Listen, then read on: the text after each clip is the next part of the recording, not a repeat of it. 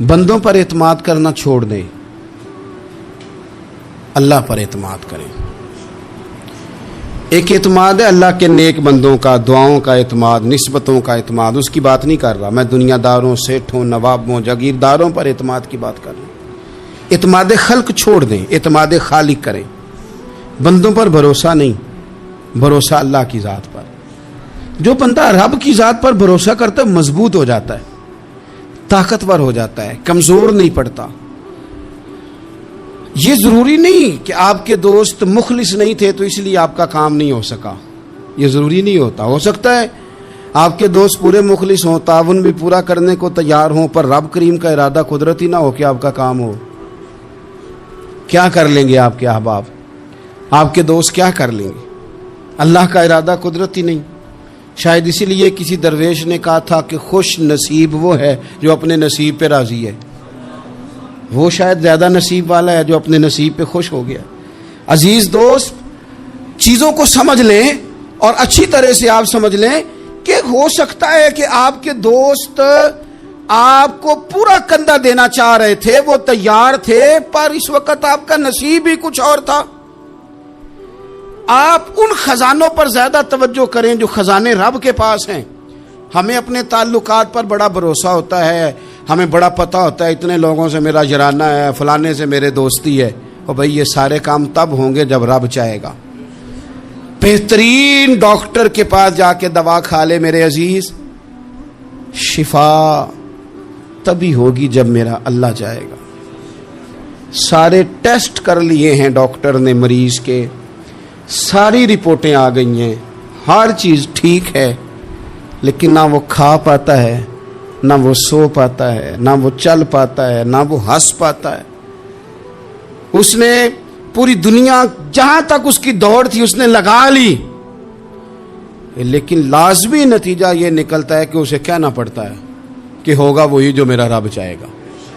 اس لیے جو خزانے میری جیب میں، آپ کی جیب میں ہیں، جو تعلقات ہمارے ہیں، ان تعلقات پر بھروسہ نہ کرو، بلکہ وہ خزانے جو اللہ کے پاس ہیں ان پر بھروسہ کریں، آپ مضبوط ہو جائیں گے۔ داتا گنج بخش علی اجمیری وہ کہتے ہیں کہ علاقے میں قحط پڑ گیا تھا، گندم کا ایک دانہ لوگوں کو میسر نہیں تھا، بارش نہیں ہوئی، سالوں بیت گئے، لوگ بڑے پریشان تھے، بڑی آزمائش میں تھے، ہر بندہ تکلیف میں تھا۔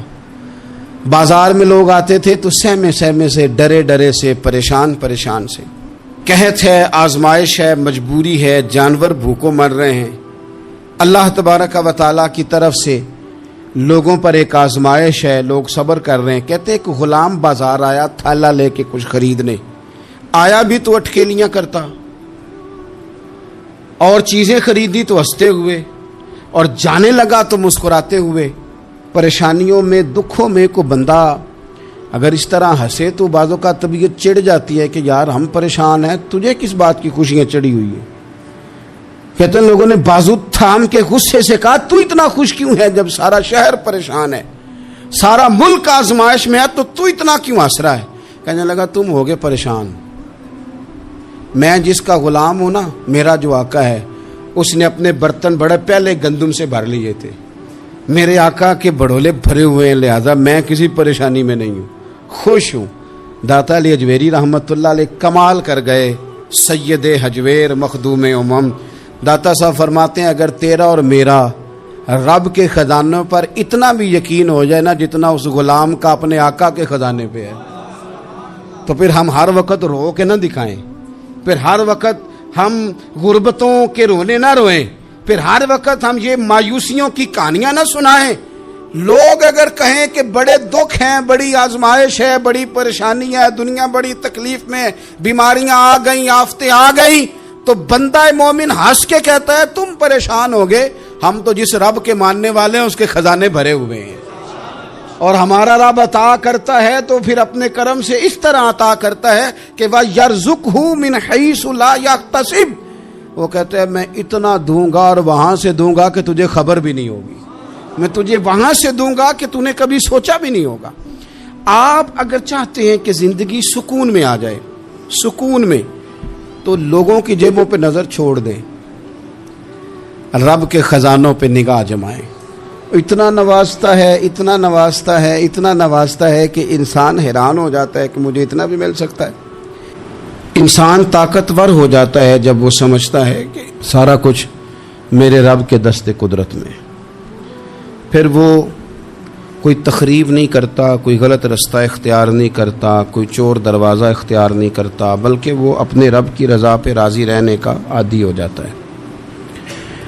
اب اللہ تبارک و تعالیٰ نے ایک قانون بنایا ہے، اور قانون ہمیں رب کریم نے اس طرح سمجھایا ہے کہ یہ ضروری نہیں ہے کہ جو تم طلب کر رہے ہو یا جو تم چاہ رہے ہو وہی ہو، اور وہ ہو تو وہ تمہارے حق میں بہتر بھی ہو۔ کوئی ضروری ہے کہ جو ہم چاہ رہے ہوں وہ بالکل ٹھیک ہی ہو اور وہ ہمیں مل ہی جائے؟ یہ کوئی ضروری ہے؟ کبھی بھی اپنی زندگی میں اس طرح کی تڑپ نہ پیدا کریں، ورنہ آپ بے چین ہو جائیں گے۔ آپ کی زبان پر کئی شکوے آئیں گے، کئی شکایتیں آئیں گی، آپ بہت ساری جگہوں پہ نافرمانی والے جملے بول دیں گے معاذ اللہ۔ بس رب جو فیصلہ کرے اس پہ راضی رہنا سیکھیں۔ فرما کل نفس ذائقۃ الموت، ہر جان نے موت کا ذائقہ چکھنا ہے۔ یہ پہلے یہ جملہ کہا، اور اسی سے ملتا جلتا جملہ آخر میں کہا، اور درمیان میں کیا کہا؟ فرمایا کل نفس ذائقۃ الموت، ہر جان نے موت کا ذائقہ چکھنا ہے۔ وَنَبْلُوكُمْ بِالشَّرِّ وَالْخَيْرِ فِتْنَةً، فرمایا ہم تمہیں آزمائیں گے، بھلائی کے ذریعے بھی اور برائی کے ذریعے بھی ہم تمہیں آزمائیں گے۔ وَإِلَيْنَا تُرْجَعُونَ، اور تمہیں ہماری طرف ہی لوٹ کے آنا ہے۔ پہلے کہا ہر نفس نے موت کا ذائقہ چکھنا ہے، آخر میں فرمایا کہ تم ہماری طرف ہی لوٹ کے آؤ، اور بیچ میں کیا فرمایا؟ وَنَبْلُوكُمْ بِالشَّرِّ وَالْخَيْرِ فِتْنَةً، ہم تمہیں برائی کے ساتھ بھی آزمائیں گے، بھلائی کے ساتھ بھی آزمائیں گے، صحت دے کے بھی آزمائیں گے، بیماری دے کے بھی آزمائیں گے۔ نرا زوالی آزمائش نہیں ہوتا، عروج بھی آزمائش ہوتا ہے۔ نری بھوک کی آزمائش نہیں ہوتی، زیادہ پیسے بھی آزمائش ہوتے ہیں۔ انسان کے لیے صرف اس کا کمزور جسم ہی آزمائش نہیں ہوتا، اس کا طاقتور وجود بھی آزمائش ہوتا ہے۔ فرمایا ہم تمہیں آزمائیں گے، بس خیال رکھنا کہ وَإِلَيْنَا تُرْجَعُونَ، لوٹ کر تمہیں ہمارے پاس ہی آنا ہے۔ اور میرے نبی پاک صلی اللہ تعالی علیہ وآلہ وسلم ارشاد فرماتے ہیں، رب جب کسی قوم سے محبت کرتا ہے تو انہیں آزمائش میں مبتلا کر دیتا ہے۔ پھر فرمایا اگر وہ اس پر صبر کریں، اللہ کی قضا پہ راضی رہیں، تو پھر اللہ بھی ان سے راضی ہو جاتا ہے، اور اگر وہ ناراضگی کا اظہار کریں کہ یہ مصیبت کیوں آئی، تو پھر اللہ بھی ناراض ہو جاتا ہے۔ اللہ تبارک و تعالی ضرور آزمائے گا، خیر کے ساتھ بھی اور پریشانی کے ساتھ بھی۔ انسان پریشان اس وقت ہوتا ہے کہ جب وہ محنت کرتا ہے تو وہ کہتا ہے نتیجہ میری مرضی کا آنا چاہیے، یہ اس کا سب سے بڑا نقصان ہے۔ آپ رزلٹ کبھی اپنی مرضی کا نہ مانگیں، یہ دعویٰ ٹھیک نہیں۔ بہت سارے لوگوں کو جانتا ہوں جو کہتے ہیں میں بندہ بھی ٹھیک ہوں بھی دیانتدار، محنت بھی بڑی کرتا ہوں، توجہ بھی میری پوری ہے، پر پھر بھی معاملہ صحیح کیوں نہیں ہوتے؟ تو میں کہتا ہوں پہلی باتیں ساری ٹھیک تھیں، آخری والی غلط ہے۔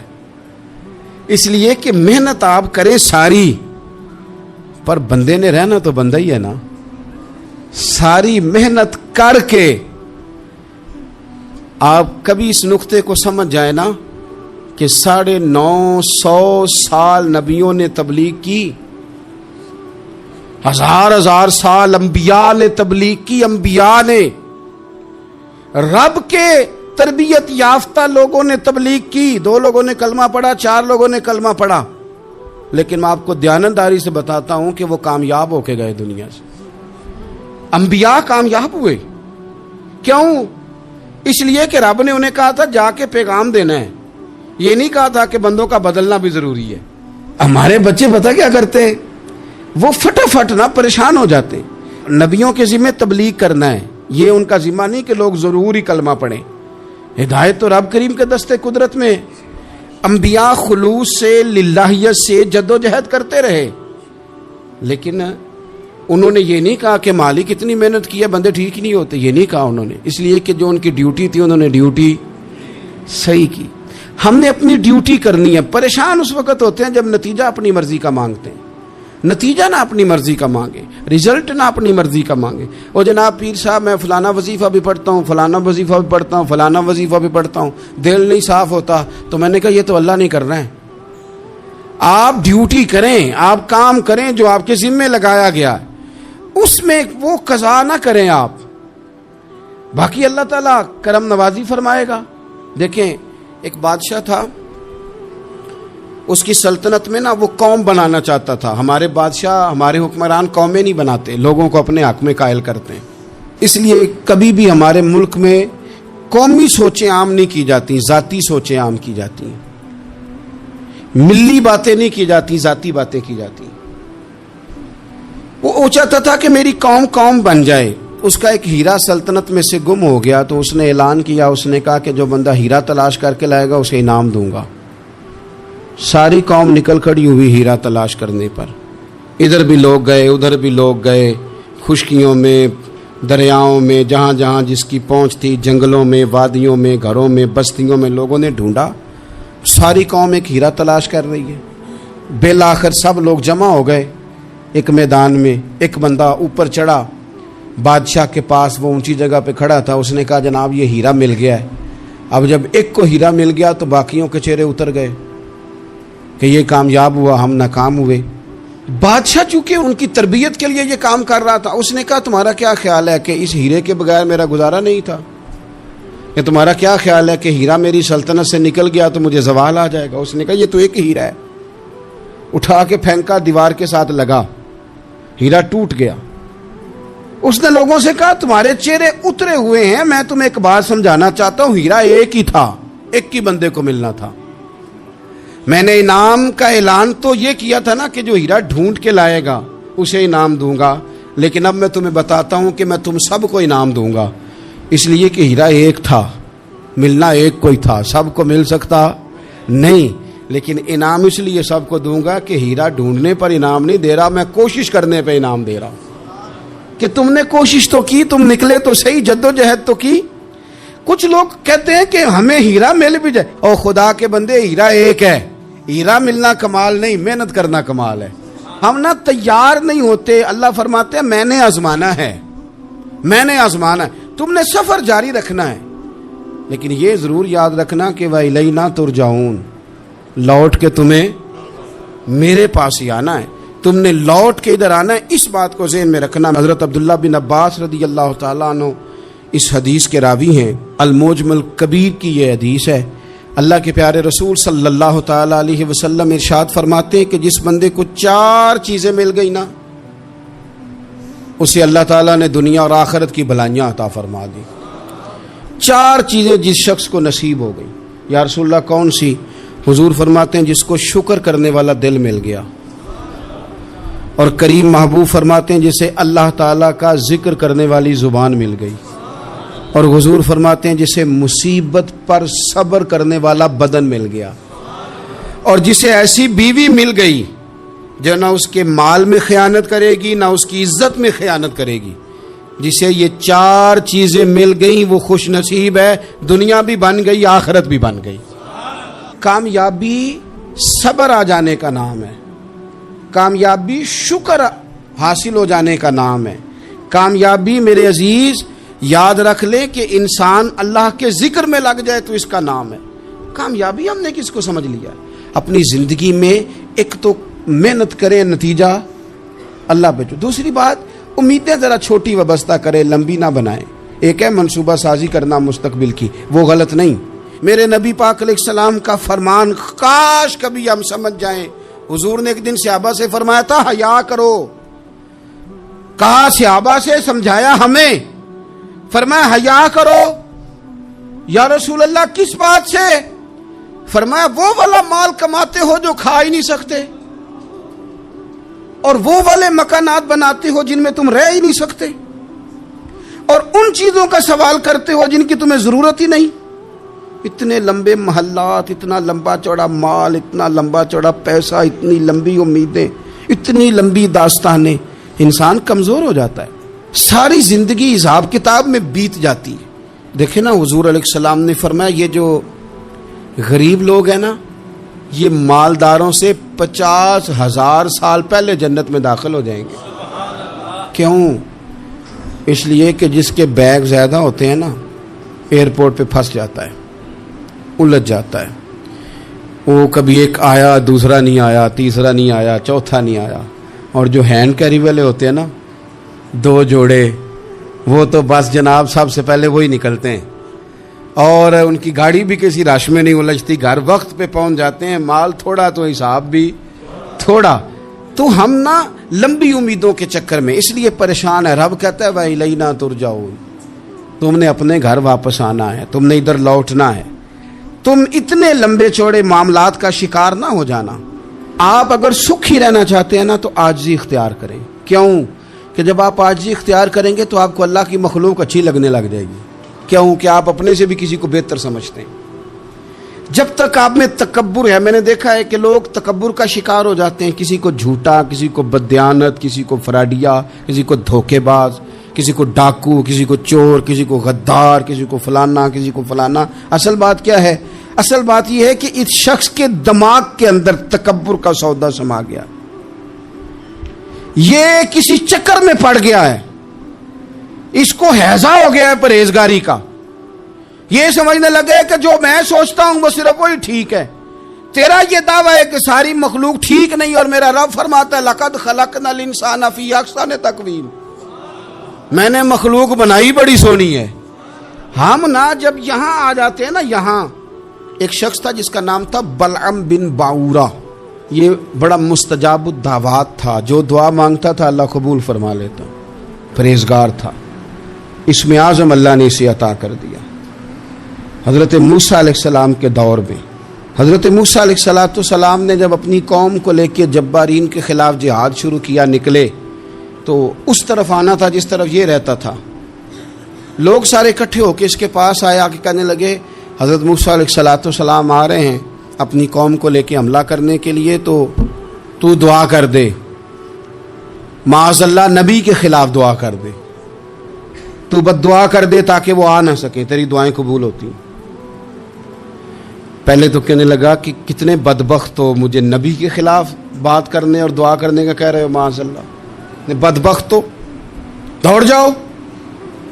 لیکن اللہ سے یہ توفیق مانگے کہ وہ انسان کا شعور سلامت رکھے، شعور سلامت۔ حضرت سلطان باؤ رحمۃ اللہ علیہ نے اپنے دور میں کہا تھا کہ ایمان سلامت ہر کوئی مانگدا ہے، عشق سلامت کوئی، وہ تو انہوں نے کہا تھا نا۔ اور آج کیا حال ہے کہ مال سلامت ہر کوئی مانگدا ہے، تو ایمان سلامت کوئی۔ اب کہاں ایمان سے، اب تو مال سلامت مانگتے ہیں الا ماشاء اللہ۔ تو انہوں نے کہا تھا کہ ہمارے دور میں سارے ایمان کی سلامتی مانگتے ہیں اور میں عشق کی مانگتا ہوں۔ اور میں لوگوں کو کیا کہوں، میں تو یہی کہہ سکتا ہوں حضرت سلطان صاحب سے معافی لے کے کہ حضور ہن تے مال سلامت ہر کوئی منگدا ہے، تے ایمان سلامت کوئی۔ اب تو یہ حال ہو گیا۔ او بلعم بن باورہ غلط فہمی ہو گئی، پہلے تو لوگوں کو اس نے ڈانٹ دیا، لیکن جب لوگ دوبارہ آئے نا تو تحفے طائف لے کے آئے، لالچ میں آ گیا، پاگل ہو گیا، بیوقوف ہو گیا۔ ہرس ہوس یہ کہیں کا نہیں چھوڑتا انسان کو۔ لوگ نیک لوگوں سے بھی دینداری کا رشتہ نہیں بناتے، دنیا داری کا بنا لیتے۔ وہاں سے بھی مال ڈھونڈتے ہیں جہاں آ کے انہیں دنیا بھول جانی چاہیے تھی۔ مال آیا، دولت لے کے آئے لوگ، انہوں نے تحفے طائف دیے، وہ کہنے لگا ٹھیک ہے، پہلے ڈانٹ رہا تھا کہ نبی کے خلاف میں بد دعا کروں اور اب تیار ہو گیا، معاذ اللہ۔ گدھے پہ بیٹھ کے یا گدی پہ بیٹھ کے جا رہا ہے کہ پہاڑ پہ چڑھ کے حضرت موسیٰ علیہ السلام اور ان کی قوم کے خلاف معاذ اللہ بد دعا کرتا ہوں۔ تو رستے میں جاتے ہوئے نا گدی نے منہ پھیر کے کہا کہ باز آ جا۔ گدی کہنے لگی تو مجھے آگے بھیجتا ہے، فرشتے مجھے پیچھے بھیج، باز آ جا۔ بڑے لوگ کانوں میں اذانیں پڑھتے ہیں کہ سیانا ہو جا، سیانا ہو جا، لیکن جب کسی پر بدبختی غالب آتی ہے تو پھر وہ سمجھدار ہونے کو تیار نہیں ہو۔ اللہ تعالیٰ اپنی خفیہ تدبیر سے ہمیں محفوظ فرمائے۔ اللہ تعالیٰ ہمارے حق میں جب بھی فیصلہ کرے تو رحمت والا کرے، کرم والا کرے، آسانی والا کرے۔ چڑھ گیا پہاڑ پہ، اور پہاڑ پہ چڑھ کے جب اس نے ہاتھ اٹھائے، وہ لوگ جو بد دعا کرانے والے تھے وہ ساتھ ہی تھے، تو اپنے منہ سے لفظ نکالتا ہے حضرت موسیٰ کے خلاف، معاذ اللہ، لیکن وہ لفظ اپنی قوم کے خلاف نکلتے ہیں. وہ ان کے خلاف بد دعا کرنے چلا تھا تو چونکہ ہر چیز اللہ کے دستے قدرت میں ہے نا، تو زبان سے نکالتا کچھ ہے، نکلتا کچھ اور ہے. پھر وہ وقت بھی آیا کہ زبان لٹک گئی، سینے پہ آ گئی، عذاب آ گیا اللہ کا، تباہ ہو گیا اپنی قوم سمیت. اپنی زندگی میں یاد رکھ لے اچھی طرح، ہرس، ہوس، تکبر، غرور، وہ کسی چیز کا بھی ہو، وہ انسان کو لے ڈوبتا ہے. اگر آپ زمین پہ کھڑے رہ کے لوگوں کو دیکھیں گے تو کچھ لوگ اگر آپ کو اپنے برابر نظر آئیں گے نا قد میں، تو کچھ انشاءاللہ بڑے بھی نظر آئیں گے. ہم نے لسٹیں بنا لی ہیں کہ کون کون کتنا غلط ہے. ہم نے ہر ایک کے بارے میں 2-4 باتیں یاد کر لی، فلانا اتنا خراب ہے، فلانا اتنا اور فلانا اتنا. اس کا نقصان یہ ہوا ہے کہ اللہ کی خوبصورت مخلوق، خوبصورت رنگوں میں ہم نے حالات خراب کر لیے ہیں.